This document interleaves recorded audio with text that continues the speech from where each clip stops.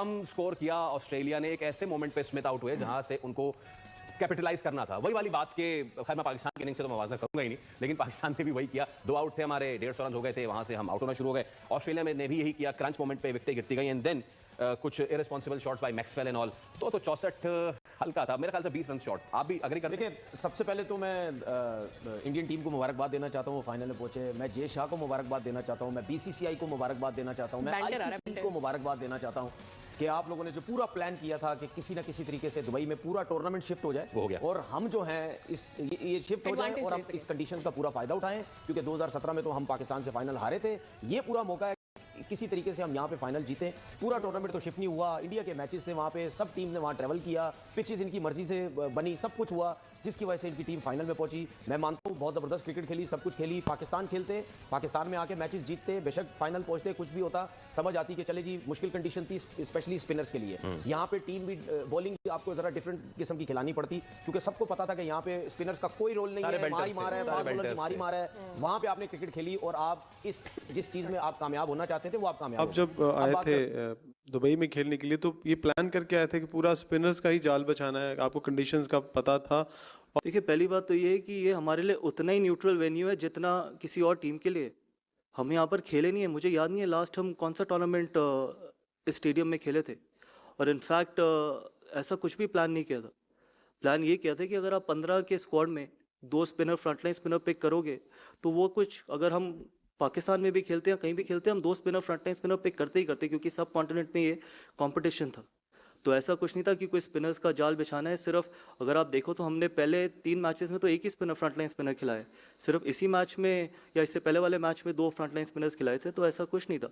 और जहाँ ये बहुत डिबेट है कि अनड्यू एडवांटेज है एंड ऑल दैट, कौन सी अनड्यू एडवांटेज? आज तो अभी तक तो हमने एक दिन भी इधर प्रैक्टिस नहीं करी। हम तो प्रैक्टिस भी आईसीसी अकेडमी में कर रहे हैं, और वहाँ की कंडीशन और यहाँ की कंडीशंस में 180 डिग्री का फ़र्क है। मतलब अगर आप वहाँ की विकेट्स देखो और यहाँ की विकेट्स देखो, ज़मीन आसमान का फ़र्क है। Some people are just perpetual cribbers, man. They got to grow up. So I feel that ऐसा कुछ भी नहीं था कि हमारे को कोई undue advantage या हमने कुछ ऐसा प्लान किया था। और मुझे ज़रा रोहित का बता दीजिएगा, ये कंटिन्यू जिस तरह की फॉर्म है, अब कितनी क्रिकेट देख रहे हैं इनकी बाकी? देखिए, अभी तो फाइनल है चैंपियंस ट्रॉफी का। अब मैं उससे पहले आपको क्या जवाब दूँ? और आप अगर आपका कप्तान इस तरीके के टेम्पो के साथ बैटिंग करता है तो it just gives a very good signal to the dressing room कि we want to be absolutely fearless and courageous.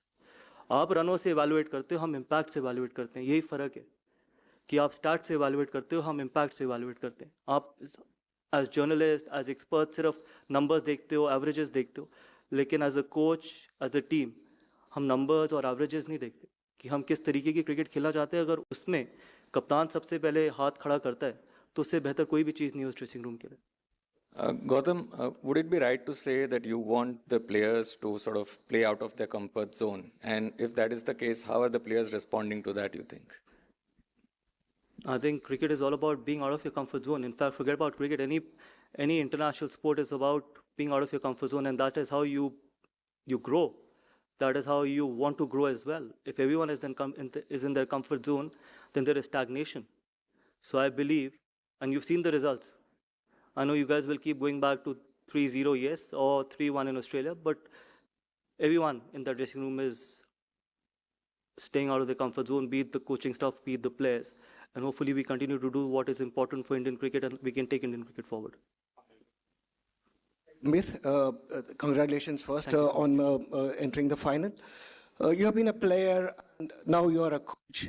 Where do you want to see Team India as a coach? What's your target, and what is the aim or what is the goal that you want to see Team India to be?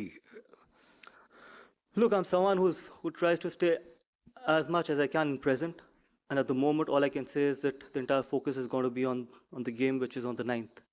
And then obviously there's a long-term vision, there's a long-term plan as well. But at the moment, it's only 9th. But after 9th, we can sit down and plan. But more importantly, we want to play a brand of cricket where we can ask players to go out there and be absolutely brave, courageous, and if ever in doubt, take a very, very positive route.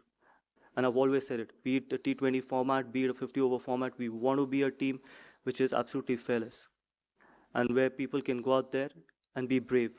And that is how we want the team to go out there and in future play that kind of a cricket as well. As simple as it can get.